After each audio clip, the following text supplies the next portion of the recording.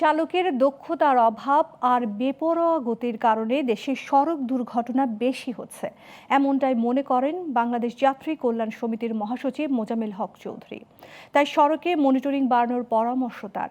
এই বিষয়ে accident research ইনস্টিটিউটের ডক্টর সাবেক পরিচালক হাদিউজ্জামানের মতে, পেশাদার চালক তৈরিতে রাষ্ট্রের পাশাপাশি পরিবহন মালিকদেরও উদ্যোগী হতে হবে।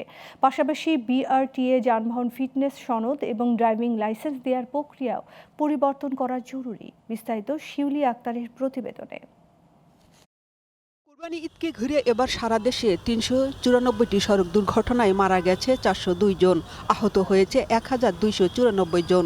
এছাড়া রেলে ৩১ দুর্ঘটনায় ২৩ জন নিহত ও ৩০ জন আহত হয়েছে।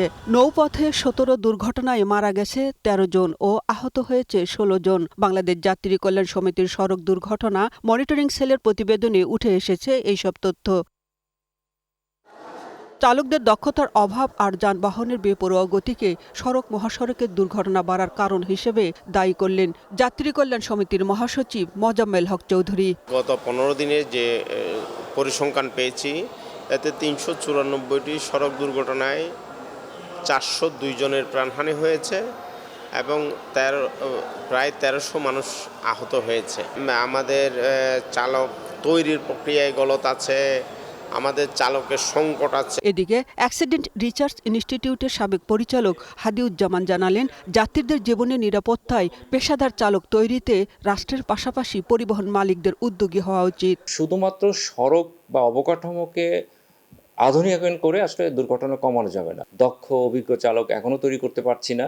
এখানে রাষ্ট্রের একটা বড় উদ্যোগের দরকার আছে এবং যারা আসলে পরিবহনের মালিক আছে সেখানেও তাদেরকেও উদ্যোগী হতে হবে। এছাড়া বিআরটি এর যানবাহনের ফিটনেস সনদ দেয়া ও চালকদের ড্রাইভিং লাইসেন্স দেওয়ার প্রক্রিয়া পরিবর্তন আনা দরকার বলে মনে করেন তিনি। বিআরটি এর একটা বড় সংস্কার এখানে দরকার, কারণ বিআরটিএ কিন্তু আসলে দক্ষতা সনদ দিচ্ছে চালকের এবং যানবাহনের ফিটনেস তারাই দিচ্ছে, কিন্তু বিআরটিএ যে প্রক্রিয়ায় ফিটনেস সনদ দিচ্ছে সেখানে আসলে গলদ আছে। সড়ক মহাসড়কের পাশে হাটবাজার বসানো ও লক্করঝক্কর গাড়ি চালকের বন্ধেরও আহ্বান জানান এই বিশেষজ্ঞ। হাটবাজার থাকা মানেই সেখানে দেখবেন ধীর গতির অবৈধ যে যানবাহনগুলি আমরা বলি অটোরিকশা।